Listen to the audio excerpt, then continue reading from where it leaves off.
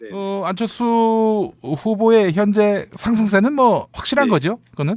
네, 이건 어쨌든 컨벤션 효과라는 게 있잖아요. 예. 어쨌든 후보로 확정되는 순간 음. 지지율이 몰린다는 이 기본적인 사안들이 있는 거고, 예. 그 다음에 이제 보수층이나 60대 이상의 고령층들에서 예. 어쨌든 문 후보를 지지하지 않는 사람들 같은 경우에는 만약에 홍준표 후보나 다른 후보들이 성에 차지 않으면 예. 현재로서 여론조사나 이런 데는 안철수 후보를 답할 수밖에 없다 보니까 예. 어쨌든 상승세가 일어나는 거는 부정할 수는 없는 것 같습니다. 예. 네. 모든 그 추이가 그러하고요. 네. 근데 이게 네. 얼마나 지속될 수 있느냐라는 겁니다. 네. 이게 그 사실은 이제 그 사람의 컨텐츠를 보기보다는 현재 구도 속에서 뭐 그냥 선택할 카드가 없으니까 뭐 네. 이 사실은 안철수를 택하는 면이 있는데 과연 네. 이것이 투표장에서 이 표심으로 이게 이어질 수 있을지 네. 요거는 좀 따져봐야 될 문제 아닌가요? 그렇죠. 따져봐야 될 문제죠. 어쨌든 이제 앞으로는 서로 네거티브가 하나 변수가 될 수 있고요. 서로 예. 얼마나 상대에게 네거티브를 할지는 모르겠으나 그런 것들이 변수가 될 수 있지만 지금 구도에서는 이 네거티브가 크게 작용하지 못할 것 같아요. 어쨌든 문 후보나 안 후보 같은 경우에는 사실상 이미 노출이 많이 된 사람들이잖아요. 그렇죠. 그래서 예. 아마 그런 네거티브로 가기보다는 아무래도 이제 내놓는 정책이나 이들의 신뢰성의 문제로 많이 접근하실 것 같은데 이 중도층의 얘기입니다. 마음을 아직 못 정하신 분들. 예. 근데 이제 뭐 문 후보의 장점은 대세론이라는 게 하나 있고 그동안 또 비판도 많이 받았지만 인원들을 많이 영입하셨잖아요. 인사들을. 예. 그러면서 지금같이 인수위 없는 정권을 바로 시작해야 되는 상황에서 또 신뢰할 수 있는 거 아니냐는 장점들을 좀 선점하신 것 같아요. 예. 그리고 안 후보 같은 경우에는 이제 그게 관건인 거죠. 기존에 자신에게 가해지는 뭐 간을 본다거나 아니면은 뭐 애매모호하다 이런 거에 대한 것들을 촛불 전국에서 많이 회복하려고 노력하셨지만 아직까지는 좀 부족해 보이고요. 네. 그래서 요새 최근 뭐 목소리까지 굵게 하시면서 노력을 하고 계신데 아니 그 목소리 관련해서 네. 뭐 좀 정보 보고 들어온 거 없어요? 그 좀 슬쩍 한번 까주시죠. 일부러 그 교육을 받은 건지 아니면 그 양반이 뭐 네. 자신의 면모일신을 위해서 그렇게 뭐 준비한 건지 뭐 그와 관련한 이야기는 없습니까? 아마 저기 훈련을 받으신 걸로 알려져 있고요. 이게 어쨌든 자신의 약점을 보완하려고 노력을 하는 모습인 것 같아요. 예. 네. 실제로 자기에게 약간 약해 보인다거나 이런 이미지를 만회하기 위해서 하고 있는 것 같은데 제 개인적으로는 예전에 그 모습도 나쁘지 않은데 굳이 이렇게 어색해 보이는 걸 할 필요가 있을까 이런 생각이 들긴 하더라고요. 보면. 네. 누가 문재인을 이길 수 있습니까? 뭐 이런 건데 네. 거기 이제 성대에다가 남성성을 실은 것 같은데 네. 이게 제가 봐도 그냥 네. 웃음만 나오는 이게 어색해 보이는 게 문제더라고요. 보니까. 예, 네. 그렇습니다만은 네. 알겠습니다. 그렇게 이제 남성성을 실었단 말이죠. 이 면모일신을 위해서 굉장히 애를 쓰고는 있는데 이게 유권자들에게 다가가서 감동으로 또 진정성으로 느껴지기까지는 또 시간도 걸릴 테고요.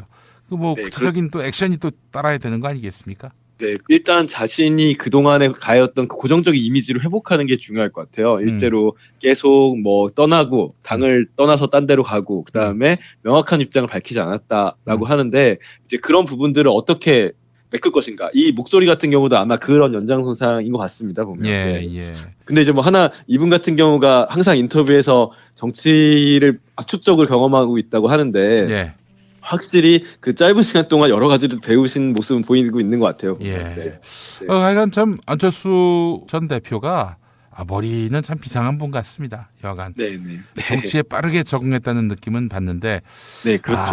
그런데 이게 기술로 공학으로 그걸로 사실 유권자들의 마음을 돌이키긴 쉽지 않을 텐데 하는 지금 전국은 이제 공학은 좀 지양해야 될 것 같아요. 왜냐하면 박근혜 대통령 탄핵 이후에 새로운 사회를 만들자는 거잖아요. 그러면 결국은 이제 앞으로는 뻔한 교과서적인 얘기지만 비전이나 리더십을 보여줘야지 마음을 못 정하신 분들도 더 사로잡을 수 있을 것 같습니다.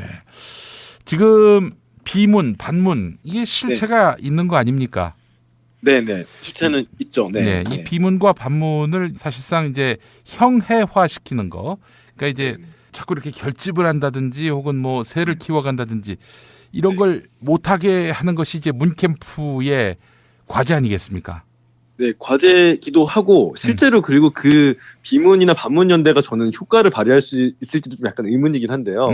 앞서 얘기했지만 박근혜 대통령 탄핵 이후에 국민들이 보여준 것은 좀 바꾸고 새롭게 고치자라는 의미잖아요. 말씀하신 것들이. 그런데 지금 여전히 옛날 여의도식으로 공학적으로 뭐 누구를 반대하기엔 연대라고 했을 때 이게 과연 얼마나 사람들에게 소구력이 있을 수 있으니 좀 의문이 들고요. 아마 이제 문캠프 쪽에서는 그런 부분들을 적절하게 활용해서 이미지 메이킹이나 아니면은 공격들을 하겠죠. 예. 자, 그래서 지금 민병두 의원 이분이 이제 문재인의 어떤 확장성을 강화하기 위해서 뭔가 대안을 제시한 것 같아요. 뭐 이게 사실상 새로운 대안이라기보다는 민병두 의원이 문재인 캠프 특보단장이시잖아요. 예. 네. 근데 원래 이분 자체가 본질은 깊게 외연은 넓게라고 항상 주장을 하셨어요. 예. 그러니까 민주당이 집권하기 위해서는 이래야 된다라는 걸로 하셨던 거고 실제로 문 후보가 119 끝이 시작이다. 지난번 대선 출마할 때 냈던 책 있죠. 예. 거기에도 보면 이런 고민들이 다 드러나 있죠. 이 대선 패부 1년 뒤에 낸 책이네요. 제가 착각했습니다. 예, 예. 자, 그래서 그 요약하면 지난 대선의 패배를 한마디로 압축한다면 저와 민주당의 실력 부족이다. 그리고 우리가 독재 권력과 맞서 싸우다 보니 원칙이나 순결주의 같은 것에 너무 매여서 유연하지 못했다라고 하면서 이게 우클릭을 의미하는 게 아니라 좀 더 유연하고 확장력 있는 진보가 되어야 한다고 책에 이미 밝히셨던 부분이에요. 예. 이 부분을 사실상 이제 문재인 캠프 쪽은 지지율이 앞서고 있기 때문에 상대에 대한 네거티브보다는 민병두 단장의 의도는 이런 전략으로 우리가 어차피 대세다라는 걸 더 확고히 하자는 취지로 읽으면 될 것 같아요. 예, 예. 아유, 참 쉽지 않은 과제입니다. 네.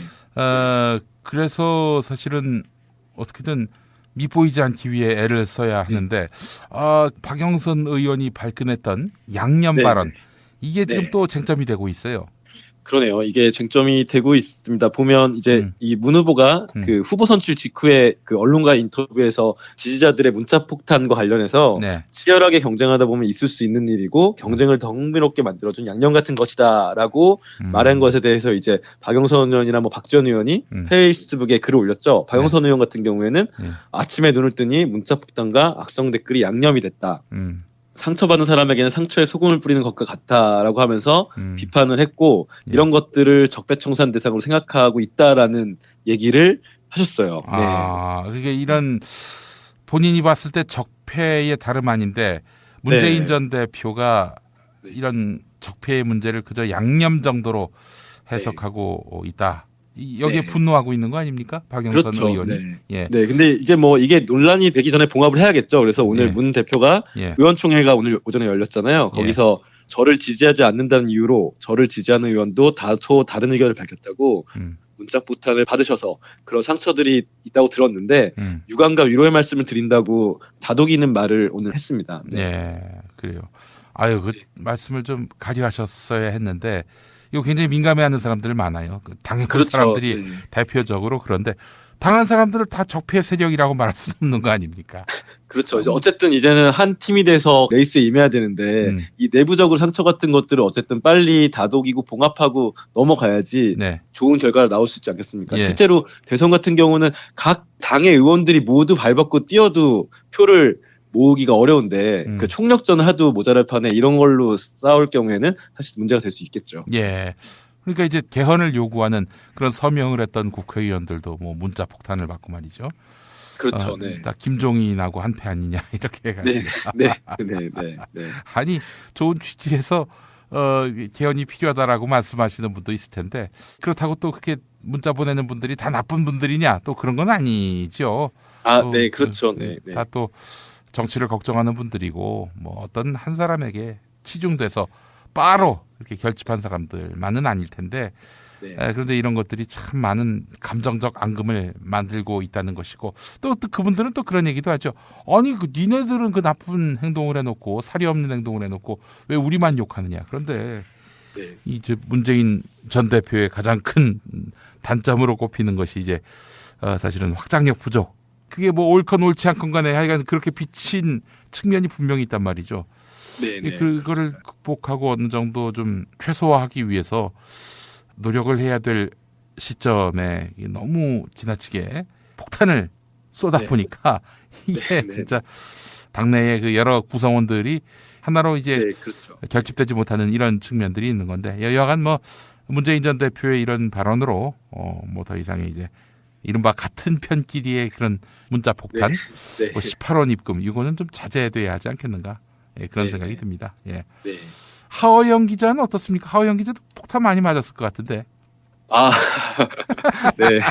근데 뭐 기자들 같은 경우는 어쨌든 그런 댓글들에 일찍부터 시달렸고요. 네, 댓글이나 아니면은 메일 같은 경우에 시달렸고 당연히 이제 경청할 만한 의견이 모범 답안을 드리는데 경청할 만한 의견이라 생각하면 저희도 깊이 반성하고 예, 의견을 깊이 받아들이고 있습니다. 아, 그렇군요. 네. 우리 하호영 기자가 한겨레 21로 가셨더만.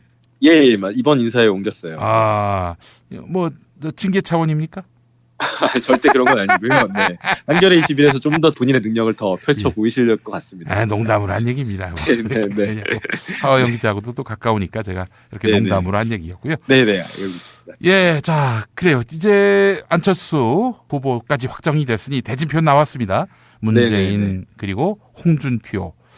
기호 3번이 국민의당 안철수, 네. 4번이 이제 유승민, 5번이 네. 심상정 이렇게 네. 될 것이고 네. 저 양반들은 나옵니까? 김종인, 정운찬, 홍석현 뭐 단일화한다더니 그렇게 해서 집권하면은 3인이 함께 집권하겠다고 그렇게 얘기했는데 이거 정말 참 계속 냄새를 피우시고 계시죠. 근데 여전히 공학적인 접근이 저는 과연 유효할까? 그리고 이게 국민들로부터 좋은 시선을 받을지는 좀 의문이 듭니다. 네. 그래요.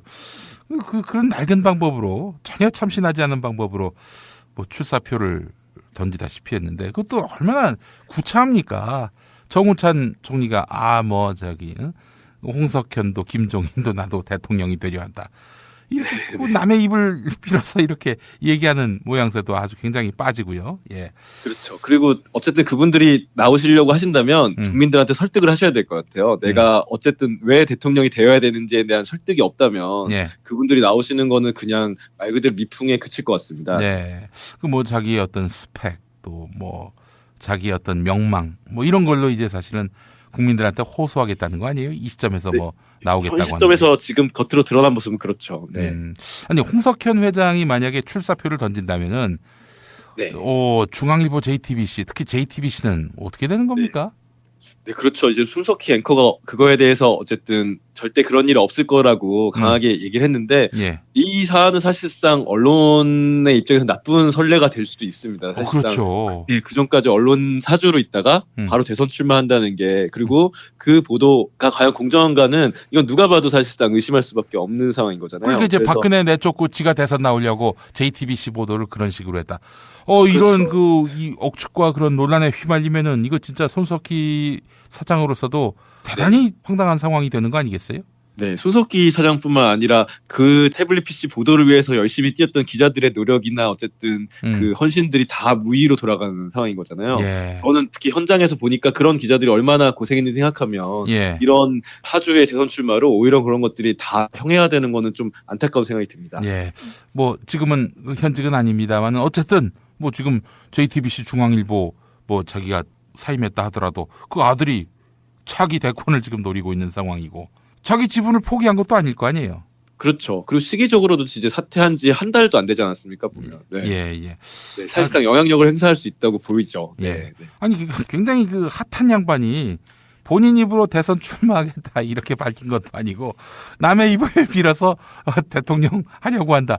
이런 얘기가 전파되게끔. 전형적인 옛날 방식인 거잖아요. 옆에서 불을 떼어서 연기를 일으켜서 자기의 얘기를 하고 싶은 걸 전달하는 거는 전형적인 옛날 구시대의 정치 방식인데 그런 방식을 취한 것도 국민들 입장에서는 별로 보기 좋지 않을 것 같아요. 최측근도 아니고 경쟁자의 입에서 이런 얘기가 나오게 했다는 거. 하여간 정말 모양 빠지는 그런 상황인데 홍석현 씨가 정말 칼을 빼든다면은 요거 손석희 사장이 어떤 액션이 있지 않겠는가.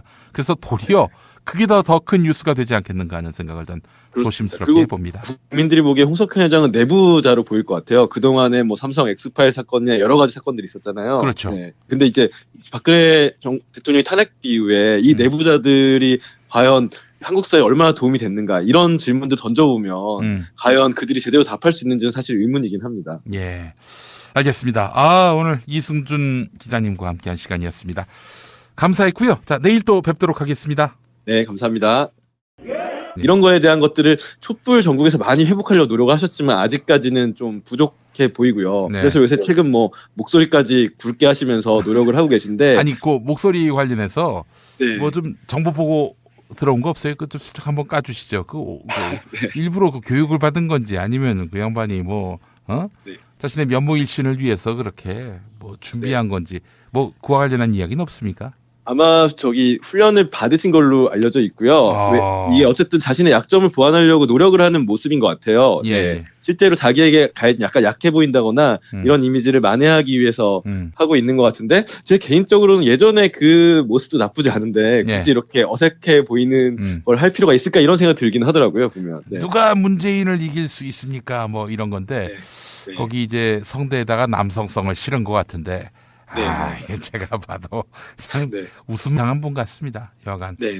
정치에 빠르게 적응했다는 느낌은 받는데, 네, 그렇죠. 네. 그런데 이게 기술로 공학으로 네. 그걸로 사실 유권자들의 마음을 돌이키긴 쉽지 않을 텐데 하는. 지금 전국은 이제 공학은 좀 지양해야 될 것 같아요. 왜냐하면 박근혜 대통령 탄핵 이후에 새로운 사회를 만들자는 거잖아요. 그러면 결국은 이제 앞으로는 뻔한 교과서적인 얘기지만 비전이나 리더십을 보여줘야지 마음을 못 정하신 분들도 더 사로잡을 수 있을 것 같습니다. 예. 지금 비문, 반문 이게 실체가 있는 거 아닙니까? 네네. 실체는 있죠. 네. 이 비문과 반문을 사실상 이제 형해화시키는 거. 그러니까 이제 자꾸 이렇게 결집을 한다든지 혹은 뭐 새를 키워간다든지 이런 걸 못하게 하는 것이 이제 문캠프의 과제 아니겠습니까? 네, 과제기도 하고 실제로 그리고 그 비문이나 반문 따져봐야 될 문제 아닌가요? 그렇죠. 따져봐야 될 문제죠. 어쨌든 이제 앞으로는 서로 네거티브가 하나 변수가 될 수 있고요. 서로 얼마나 상대에게 네거티브를 할지는 모르겠으나 그런 것들이 변수가 될 수 있지만 지금 구도에서는 이 네거티브가 크게 작용하지 못할 것 같아요. 어쨌든 문 후보나 안 후보 같은 경우에는 사실상 이미 노출이 많이 된 사람들이잖아요. 그렇죠? 그래서 아마 그런 네거티브로 가기보다는 아무래도 이제 내놓는 정책이나 이들의 신뢰성의 문제로 많이 접근하실 것 같은데 이 중도층의 얘기입니다. 마음을 아직 못 정하신 분들. 근데 이제 뭐 문 후보의 장점은 대세론이라는 게 하나 있고 그동안 또 비판도 많이 받았지만 인원들을 많이 영입하셨잖아요, 인사들을.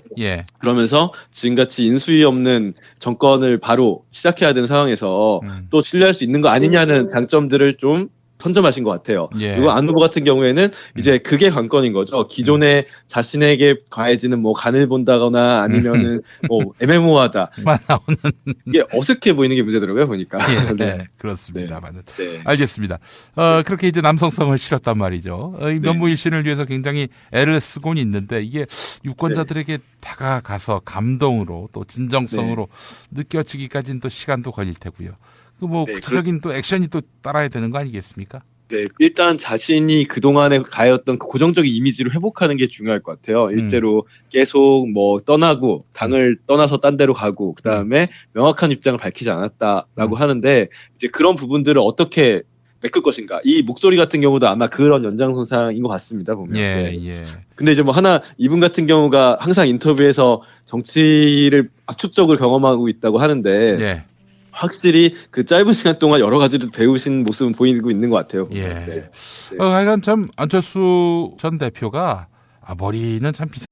안철수 후보의 현재 상승세는 뭐 확실한 거죠? 그거는? 네, 이건 어쨌든 컨벤션 효과라는 게 있잖아요. 어쨌든 후보로 확정되는 순간 지지율이 몰린다는 이 기본적인 사안들이 있는 거고, 그 다음에 이제 보수층이나 60대 이상의 고령층들에서 어쨌든 문 후보를 지지하지 않는 사람들 같은 경우에는 만약에 홍준표 후보나 다른 후보들이 성에 차지 않으면 현재로서 여론조사나 이런 데는 안철수 후보를 답할 수밖에 없다 보니까 어쨌든 상승세가 일어나는 거는 부정할 수는 없는 것 같습니다. 모든 그 추이가 그러하고요.